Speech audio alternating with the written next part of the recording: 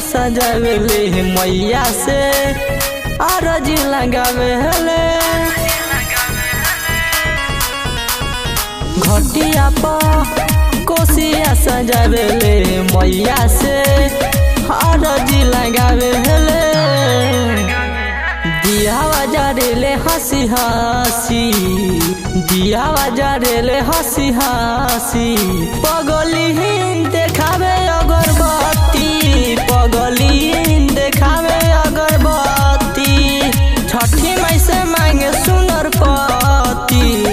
छठी माई से मांगे सुनर पति पगली देखावे अगरबत्ती पगली देखावे अगरबत्ती।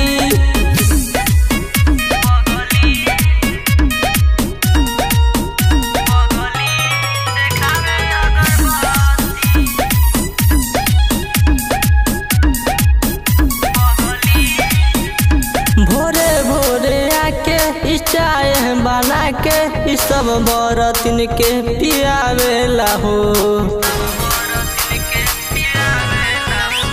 कोहे माही छठी निमन दीह पति मने मने उगो हरावेला हो दिया बजारेले हंसी हंसी दिया बजारेले हंसी हंसी पगली देखावे अगरबत्ती पगली देखावे अगरबत्ती छठी माई से मांगे सुनर पति पगली देखावे अगरबत्ती पगली देखावे अगरबत्ती।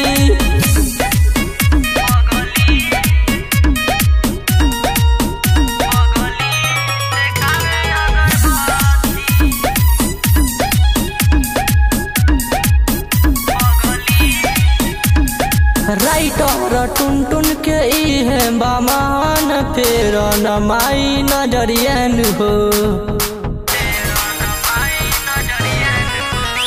करतिया इच्छा मांगतिया भिक्षा आई के तोरा दुअरियन हो फेर दिन मुंटुन पमाती फेर दिन मुंटुन पमाती